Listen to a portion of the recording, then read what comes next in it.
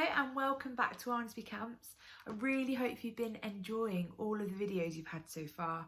I've seen some really cool craft videos, obviously some baking videos, and there's been some great stories and quizzes as well, so I really hope you've enjoyed those. Today we're going to be making scones. Now this is one of my favourite things to make. There's so many different things that you can do to make the scones how you like them. Now Andy, he doesn't like his scones with anything in them, he just likes them plain, whereas I like mine with sultanas and cherries in them.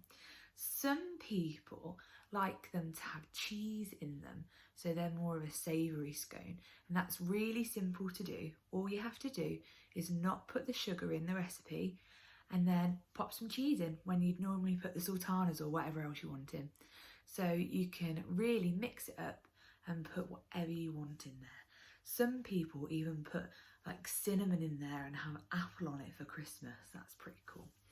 But it's not Christmas, it's summer and it's camp.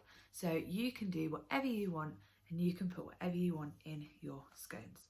So have fun. Remember to wash your hands because it's always good to do that. Your hands will get quite messy when you're making scones, but it's all good fun. Just make sure that you wash your hands regularly. And so yeah, we're keeping clean and we're keeping safe. I hope you have lots of fun. When you're using the oven, make sure an adult is there to help you or to do it for you. That is really important. And again, we want to see some pictures of what you have made, so make sure you send them in. Bye.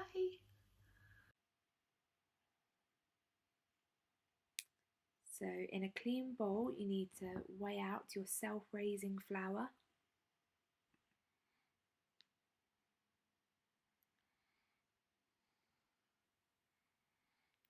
your baking powder,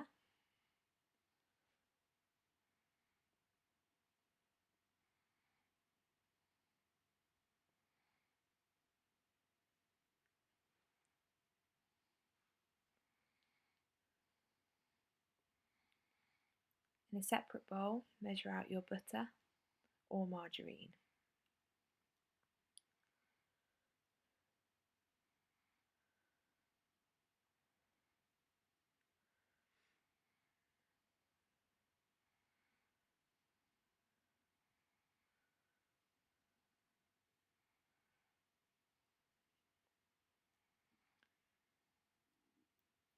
And weigh out your sugar.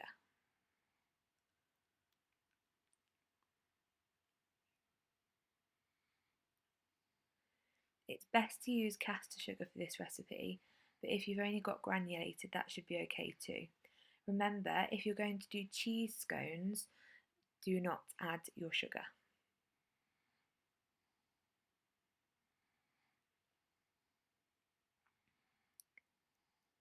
When you add your butter into the mix, try and make sure that it's in little chunks. It just makes it easier when you come to rubbing it in later on.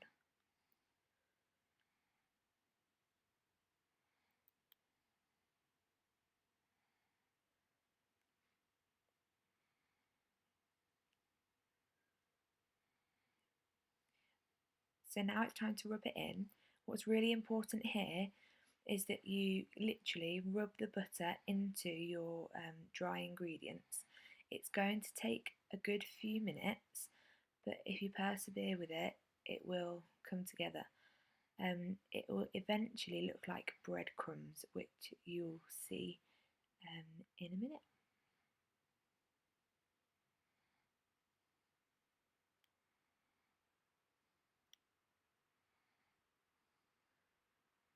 So as you can see, it looks a little bit like breadcrumbs, and it's not just like pure flour anymore.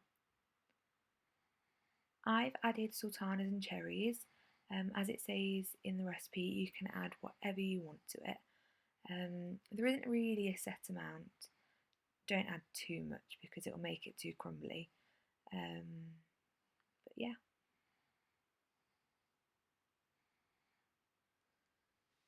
If you are adding cherries or anything a little bit bigger, use some scissors very carefully and cut them up a little bit.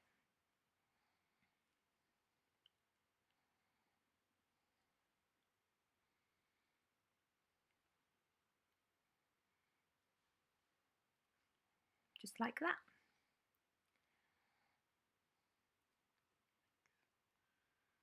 Mix that until you can see it all the way through.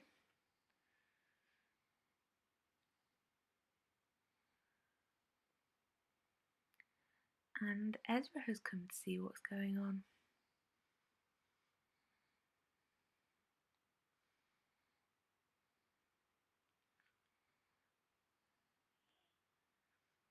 I don't think he was very impressed. It was his nap time.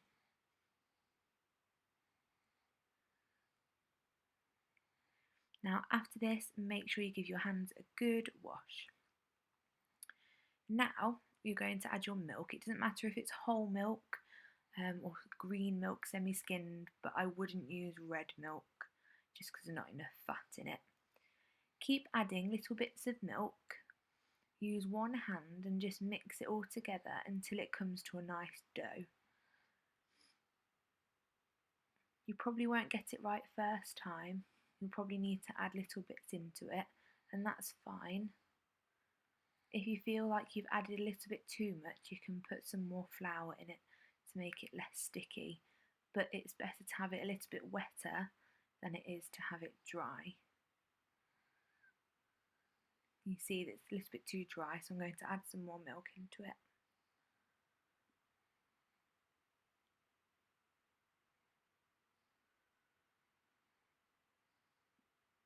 Oops.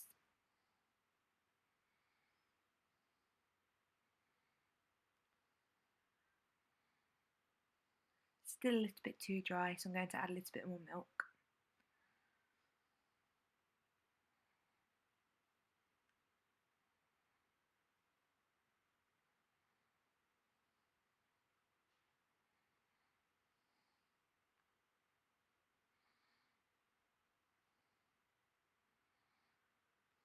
It's starting to come together now. It's not too dry and it's not too wet.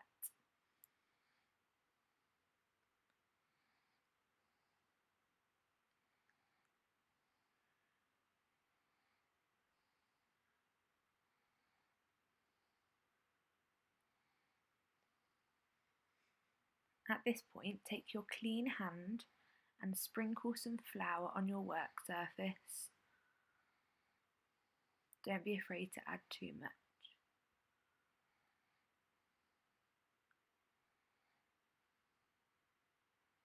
You then need to get your dough out, sprinkle a little bit more flour on top,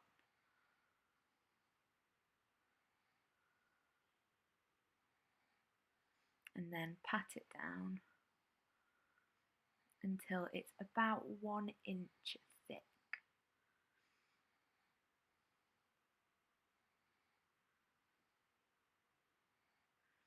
But it's a good idea to wash your hands before you do that, because they might be quite sticky.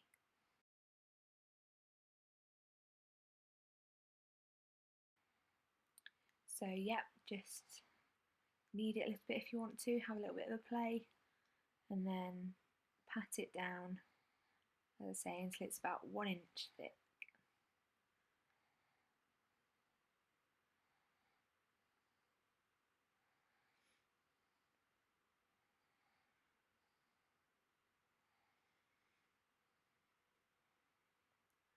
Stamp out your scone and then just pop it to the side while you do the rest.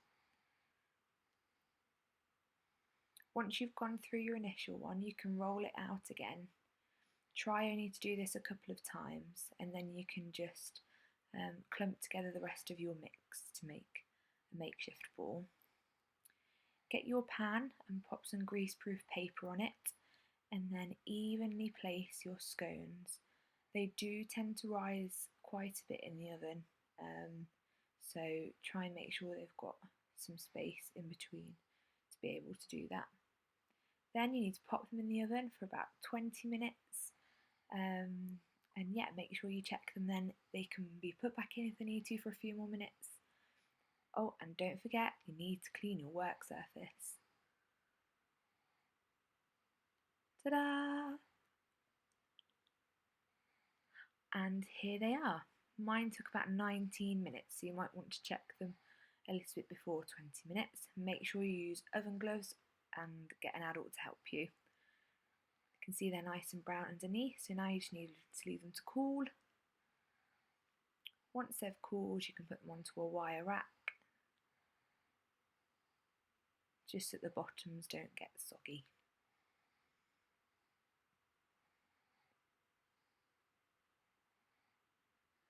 Pop them on a plate, and you can even dust them with some icing sugar.